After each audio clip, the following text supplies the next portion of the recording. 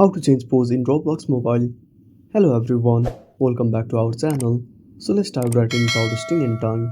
Also make sure to watch this video till the end. Before starting the video, make sure to update Roblox to the latest version.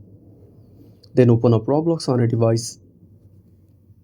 Now on the home page, at the bottom menu simply tap on avatar. Then tap on the profile at the top left corner.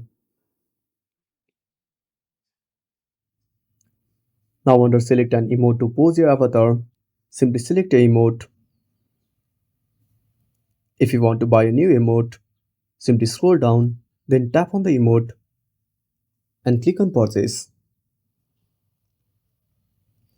Now once you select the emote, tap on next. Again tap on next. You can zoom in and zoom out on this page and click on next. Then tap on save. And that's it. Thanks for watching. Make sure to subscribe our channel and hit the bell icon. See you in the next video.